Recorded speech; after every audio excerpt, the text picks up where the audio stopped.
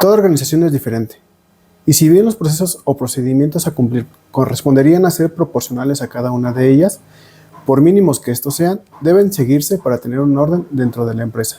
Lo que nos debería llevar a una serie de preguntas, que van desde un sencillo ¿por qué se hace de esta manera? ¿O por qué no tenemos una forma más adecuada de hacer X cosa? Hasta las que deberían ser un precepto para los niveles C o directivos. ¿Cómo podemos mejorar? ¿O cómo podemos ser diferentes? Siempre buscando incrementar la competitividad a través de la estrategia. Hay diversas herramientas que nos permiten tener mejores según nuestras necesidades. Una de ellas es la agilidad, en donde los marcos de trabajo se pueden utilizar según el enfoque en el que se requiera. Puede ser orientado hacia los proyectos y un flujo iterativo basado en sprints, como lo es Scrum, o bien hacia el trabajo y el flujo continuo, como lo hace Kanban. Inclusive se puede considerar un marco de trabajo como XP o alguno de cascada. También depende del tipo de profesionales que se encuentran en la organización. Lo que es importante de todo esto es que podemos tomar elementos de cada uno, de acuerdo con lo que se requiere en ese momento. Por otra parte, debemos visualizar cómo podrían trabajar organizaciones grandes, lo que nos llevaría a considerar la escalabilidad con marcos de trabajo como Scalate Agile Framework o SAFe, solo por mencionar uno. Sin embargo, y como diría un personaje de nombre Carlos Iglesias, autor del podcast Real World, cuando el mundo real le precede un pero, deja de ser un lugar, se convierte en una excusa.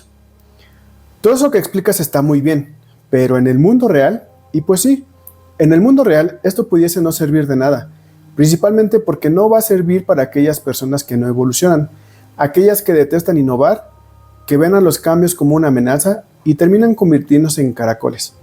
Quiero aclarar que no es que los caracoles sean malos. En realidad, como todo ser en el mundo, tienen una razón para estar en la naturaleza, pero para ellos, y al igual que para las personas que puedes identificar con la descripción anterior, se podría decir que la agilidad ni les va ni les viene. Es más, en realidad la agilidad es una amenaza para su paso hipnótico y pegadizo. Esto mismo ha llegado a ocurrir en más de una organización, y en esta ocasión te voy a platicar de un ejemplo que he vivido de manera personal. Poco antes de que comenzara la pandemia por COVID-19, yo trabajaba en una empresa transnacional. Nuestro cliente era parte del sector de transporte aéreo de carga y pasajeros a quien se le brindaban servicios importantes de TI. Cuando comencé a trabajar para este cliente, se tenían áreas de oportunidad importantes en el servicio.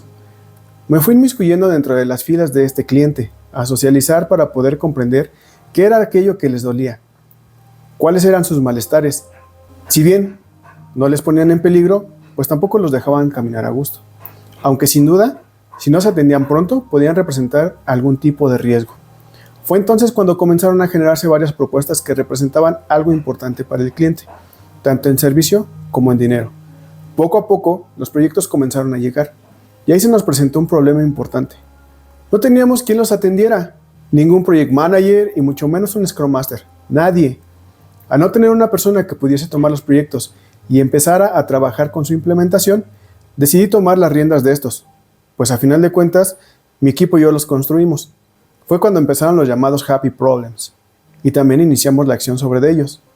Es importante mencionar que ningún marco de trabajo estaba considerado en ese momento dentro de la organización, al menos para los que estábamos en este cliente.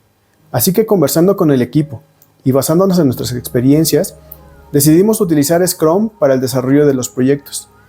El cliente mostraba cierta incertidumbre, ya que el marco de trabajo recién comenzaba a ser utilizado dentro de sus equipos y pensó que sería algo complicado. Contrario a esto, los proyectos representaban mayor velocidad en su implementación. Desde aquellos proyectos sencillos como podrían ser los que solamente consideraban la creación de una máquina virtual o asignación de espacio de almacenamiento, hasta los proyectos complejos que requerían de programación de nuevos módulos para aquellas soluciones en casa que ya habían sido desarrolladas previamente. O tal vez importante participación de especialistas que se encontraban en el nearshore o en el offshore. ¿Qué representó esto? Pues en realidad se reflejó que el tiempo de implementación se redujera en al menos un 20% en comparación de los proyectos que eran similares a los que se estaban ejecutando. El incremento en la aceptación y confianza del cliente, lo cual nos llevó al incremento de la satisfacción del mismo cliente. Se renovó un contrato de servicios. Este contrato en TCV estaba muy cercano a los 2 dígitos en millones de dólares, y los servicios que habíamos trabajado en ese momento representaron alrededor del 35% de ese TCV. Muchos de ellos eran nuevos. También buscamos promover la creación de un área local de servicios profesionales.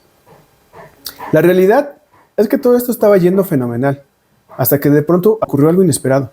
El entorno comenzó a convertirse en un ambiente tenso, gris y todo en llamas. No, en realidad eso pasó solo en mi cabeza. Pero ocurrió cuando recibí un correo por parte de mi gerente, en donde el foco de su mensaje recaía en un tema específico. No seguiste el proceso, pero ¿qué implicaba no seguir el proceso? Para no dar muchas vueltas y resumir lo más posible, infringí en no seguir el proceso por buscar cómo hacer mejor las cosas, por ser ágil. Y seamos francos, actuar de la manera anterior, ¿qué beneficios o qué de valor le traería al cliente? ¿Para qué le serviría a la organización? Y principalmente, ¿esto me iba a hacer sentir a gusto?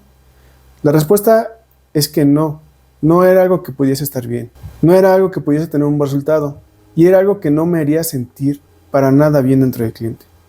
Sin importar que yo platicase de los beneficios y los resultados obtenidos por la implementación de este marco de trabajo, al final mi gerente decidió que esto era una razón para colocarme en una lista de personas que debían salir de la organización. Obviamente esto me pareció injusto. Me ayudó a entender muchas cosas y a visualizar los beneficios de la agilidad. A la vez, fue grato poder tener el reconocimiento no solo de mi cliente, también de mis compañeros en México y otras latitudes. Obviamente excepto en el país de mi gerente. Y bueno, como bien lo decía Sir Isaac Newton en su tercera ley, a toda acción corresponde una reacción en el sentido contrario, por lo que el resultado que se tuvo después de mi salida fue catastrófico. Y en este ejemplo podemos visualizar un caracol, un grupo o entidad que se consideraba que salir de ese caparazón era un peligro, por lo que tomar la agilidad como un precepto obviamente era una amenaza. En conclusión, podemos decir que la agilidad es una amenaza si eres un caracol.